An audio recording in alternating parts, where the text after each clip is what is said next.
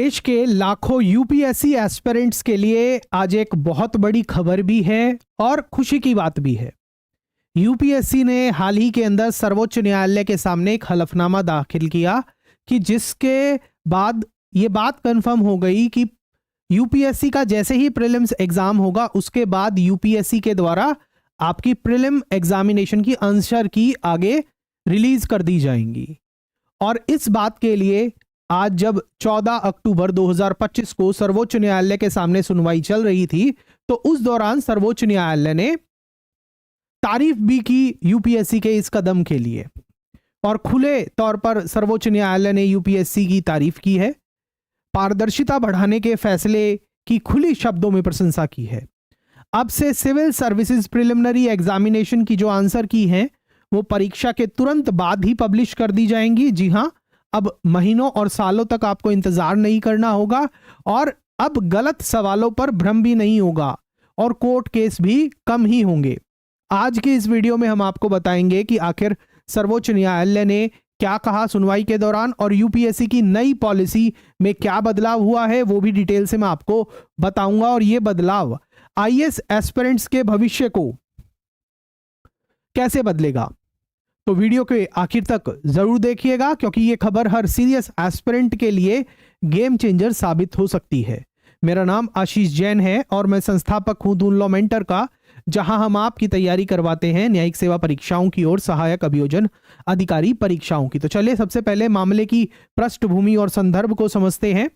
तो ये मामला सुप्रीम कोर्ट में किस केस के नाम से आया था? Himanshu Kumar versus union of India 2025 सर्वोच्च न्यायालय का के सामने मामला आया के नाम से ये केस आया था, जिसकी सुनवाई कौन कौन कर रहे थे? जिसकी सुनवाई जस्टिस पीएस नरसिम्हा और जस्टिस एएस चंद्रूकर की बेंच कर रही थी। ये याचिका मूल रूप से सिविल सर्विस एग्जामिनेशन प्रोसेस के अंदर पारदर्शिता बढ़ाने से जुड़ी हुई है। ये जो याचिका है इसका मेन पर्पस क्या है कि जो सिविल सर्विस एग्जामिनेशन है उसके प्रोसेस में पारदर्शिता को बढ़ाया जाए। पहले यूपीएससी की नीति के अनुसार क्या होता था कि जो आंसर कीज है, मार्क्स हैं और वो कट ऑफ है वो तभी जारी किए जाते थे जब पूरे के पूरे सिविल सर्विसेज का एग्जाम का पूरा रिजल्ट घोषित हो जाता था, मतलब फाइनल इंटरव्यू के बाद पब्लिश होते थे, यानी कि लगभग 1 साल के बाद।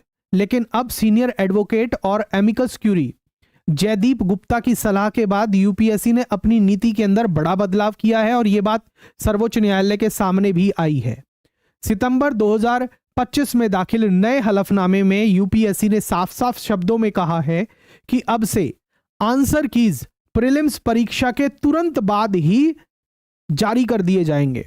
सुप्रीम कोर्ट ने यूपीएससी के इस फैसले की जोरदार सराहना की है।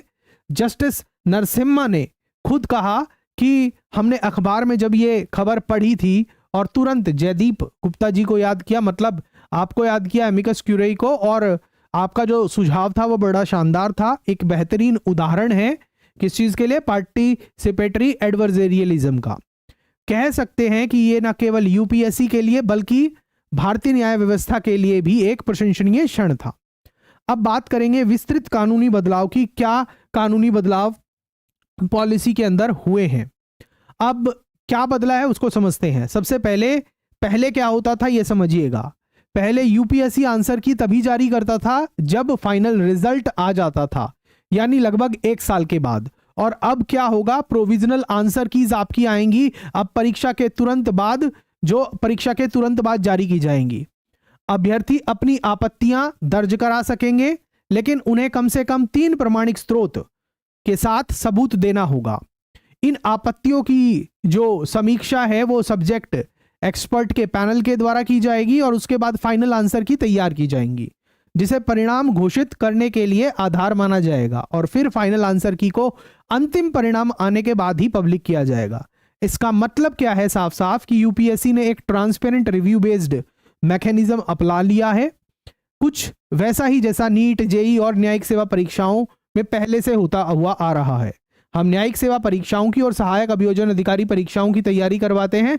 न्यायिक सेवा परीक्षाओं में और सहायक अभियोजन अधिकारी परीक्षाओं में तो जनरली आपकी आंसर की जैसे ही आपका प्री एग्जाम ओवर होता है उसके 2 दिन के अंदर आ जाती थी। अब ये चीज यूपीएससी में भी लागू हो गई है।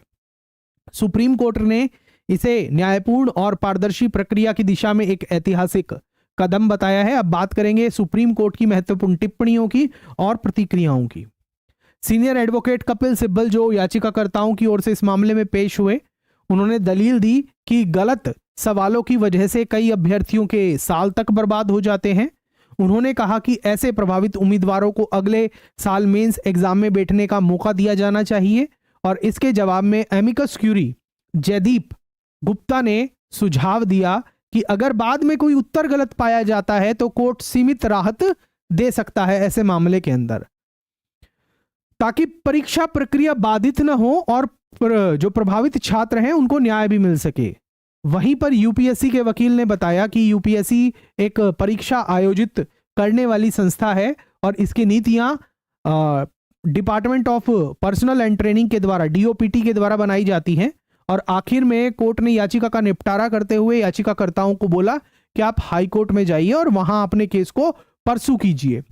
लेकिन यूपीएससी के इस फैसले की खुलकर तारीफ की जानी चाहिए और इस पर जस्टिस नरसिम्हा ने, सर्वोच्च न्यायालय के न्यायाधीश ने साफ साफ शब्दों के अंदर कहा कि राहत मांगना एक बात है लेकिन कानून का विकास असली उपलब्धि है। राहत मांगना एक बात है और डेवलपमेंट ऑफ लॉ दूसरी बात है, दूसरी उपलब्धि है। यानी कि भले कोर्ट ने इस मामले के अंदर कोई सीधा आदेश ना दिया हो, लेकिन इस केस से जो कानूनी सुधार हुआ है वो सबसे बड़ा परिणाम है कि आप लोगों की यूपीएससी एस्पिरेंट की अब जो आंसर कीज हैं वो प्रिलिमिनरी एग्जामिनेशन होते ही तुरंत के तुरंत जारी की जाएंगी।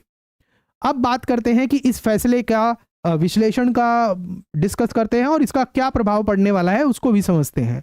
देखा जाए तो ये जो बदलाव है जो यूपीएससी ने अनाउंस किया है कोई छोटा बदलाव नहीं है, बहुत बड़ा सुधार है। अब जो आपके एग्जाम की आंसर कीज है वो तुरंत जारी होने से क्या होगा, पारदर्शिता बढ़ेगी एग्जाम्स के अंदर, भरोसा कायम रहेगा और गलत प्रश्नों या फिर गलत मूल्यांकन पर न्याय मिलने की राह आसान हो जाएगी पहले से। यह फैसला न केवल यूपीएससी के लिए बल्कि भारत की सभी सार्वजनिक भर्ती प्रक्रियाओं के लिए भी एक मानक तय करता है और सबसे बढ़कर यह कदम उन हजारों याचिकाओं और विवादों को भी रोकता है जो हर साल गलत सवालों को लेकर कोर्ट में पहुंचती हैं।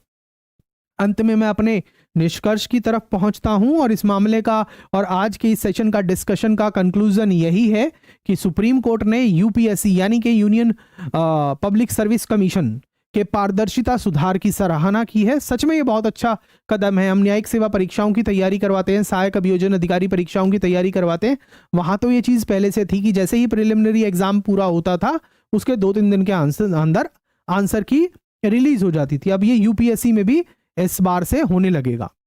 अब आंसर की आपकी यूपीएससी के प्रीलिम्स के तुरंत बाद रिलीज कर दी जाएगी और जो एस्पिरेंट्स हैं वो अपनी आपत्तियां दर्ज करा सकेंगे और अंतिम जो आंसर की आएगी वो विशेषज्ञों की समीक्षा के बाद ही सार्वजनिक की जाएगी। तो सच में अगर देखा जाए तो यूपीएससी परीक्षा प्रक्रिया के अंदर ये ऐतिहासिक सुधार है। इसी के साथ जो हमारा आज का सेशन है वो कंप्लीट होता है। अब मुझे आप अंत में कमेंट सेक्शन के अंदर करके बताइएगा कि आपको लगता है कि इस फैसले से यूपीएससी परीक्षा और न्यायपूर्ण और पारदर्शी बनेगी।